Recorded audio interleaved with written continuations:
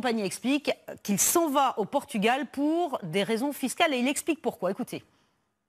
Il y a 3 règles fiscales au Portugal. Pas d'impôt sur l'héritage, sur la succession.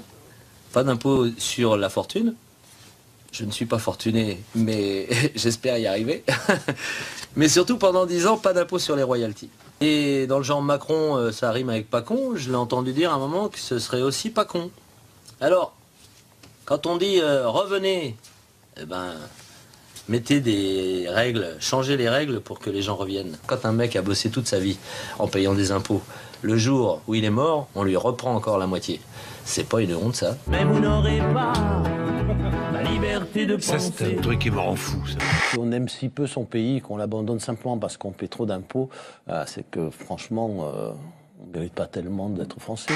Là-bas, dit le chanteur, il n'y a pas d'impôt sur l'héritage et la succession, pas d'impôt sur la fortune et pas d'impôt sur les royalties, c'est-à-dire les droits d'auteur, pendant 10 ans. Et pas tout seul, hein. Madonna, Eric Cantona, Harrison Ford, Christian Louboutin, Monica Bellucci, Philippe Stark, tout cela ont succombé aux sirènes portugaises, tous pour échapper à la pression fiscale de leur pays, comme Florent Pagny. Bon, alors, votre point de vue, Natacha, sur cet échange? Comment dire? Je ne pense pas que ce genre de sortie de Florent Pagny aide réellement à discuter d'un sujet véritable qui est la question de savoir comment on fait revenir des capitaux en France. Parce que le problème, c'est celui du manque de capital. Bruno Le Maire parle de talent. Oui, alors non, je laisse ça à Bruno Le Maire, la question n'est pas là. Et en effet, ce genre d'anecdote est très problématique parce qu'on n'a aucune envie de soutenir cela. S'il y a des gens qui ont des problèmes pour payer leurs impôts, je ne pense pas que la position de Florent Pagny leur fasse particulièrement leur mettre du baume au cœur. En revanche, il y a une véritable réflexion à mener sur la façon dont on fait revenir du capital pour faire marcher l'économie, pour investir. Ça, c'est un sujet sérieux. D'abord, une leçon, c'est que si j'ai besoin d'un conseil fiscal, j'appelle Florent Pagny parce que c'est un spécialiste, il connaît tout. Il connaît toute la réglementation et l'harmonisation fiscale européenne. Moi, alors là, je suis totalement bluffé. À part ça, il met le doigt sur quelque chose d'intéressant, qui est l'harmonisation fiscale européenne et qui crée effectivement des distorsions qui peuvent après créer ce genre de comportement dont chacun pourra juger s'il le trouve patriotique ou non. A priori, il n'est pas vraiment patriotique.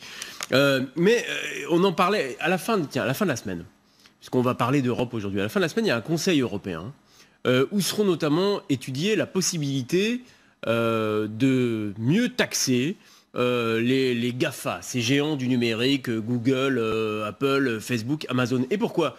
Parce que plusieurs, par exemple Google et Apple, ont leur siège en Irlande. Pagny, il veut partir au Portugal. Apple et Google, ils sont en Irlande. Pourquoi? Parce que l'impôt sur les sociétés là-bas est dérisoire. Ils ne payent quasiment rien.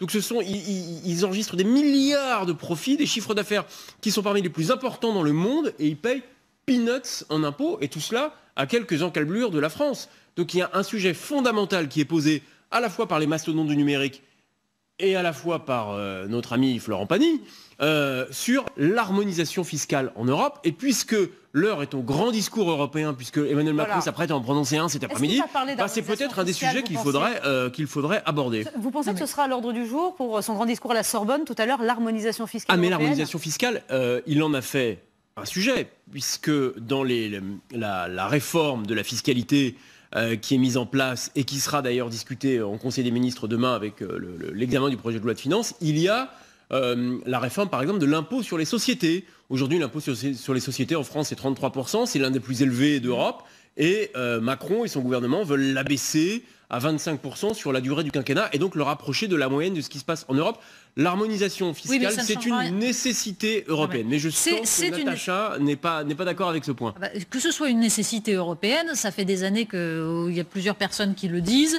Moi, je pense que s'il faut juger Emmanuel Macron sur un résultat, ça va être sa capacité à faire passer en Europe l'harmonisation fiscale, l'harmonisation sur la question du dumping social, c'est-à-dire la directive travailleurs détachés et quelques autres choses de ce genre, un véritable protectionnisme européen, c'est-à-dire son Buy European Act, c'est acheter des produits européens, et enfin une défense européenne. Ce sont les 4 points qu'il a plus ou moins mis en avant. S'il échoue, on pourra dire que ça veut dire que l'Union européenne n'avance pas. Or, Pour l'instant, la Commission européenne explique que l'harmonisation fiscale, c'est hors de question. Il n'y aura pas d'harmonisation de l'impôt sur les sociétés. Pierre Moscovici s'y oppose, Jean-Claude Juncker s'y oppose. Donc ça, déjà, ça ne marchera pas. Quant au reste, le problème est que le dernier discours de Jean-Claude Juncker sur les questions européennes, qui était vraisemblablement plus ou moins dictée par les positions d'Angela Merkel, prouve que Emmanuel Macron aura beaucoup de mal à faire avancer son idée d'une Europe intégrée à partir de cercles concentriques. Les Allemands n'en veulent pas et ils ne veulent surtout pas d'un ministre des Finances européen. Alors, quel projet? Non, de quoi va parler Emmanuel Macron? De quoi peut-il parler? Quel peut être son grand projet pour l'Europe cet après-midi? Bon, on verra quels en sont les détails, mais dans les très grandes lignes, il l'avait d'ailleurs déjà esquissé à Athènes. Il imagine une Europe recentrée sur la zone euro. Emmanuel Macron est très sceptique sur les vertus et sur la poursuite de l'élargissement. Une zone euro qui serait dotée d'un budget propre, mais effectivement, comme vient de le rappeler Natacha, l'Allemagne est particulièrement hostile à ce type de budget et la présence aujourd'hui des libéraux dans une possible coalition allemande risque de bloquer cela. Mais ce qui est intéressant, c'est la situation politique aujourd'hui dans laquelle se trouve l'Europe. Vous avez une chancelière allemande, certes réélue, mais affaiblie par le scrutin de dimanche, la montée des populistes et la puissance des libéraux. Vous avez une Angleterre qui, est en train de filer avec un Brexit dont elle n'arrive plus à se dépatouiller. Vous avez un reste de l'Europe très affaibli et aujourd'hui, un président fraîchement réélu dont pour la première fois depuis des années, on a peut-être l'occasion de faire entendre la voix française dans la réforme des institutions européennes.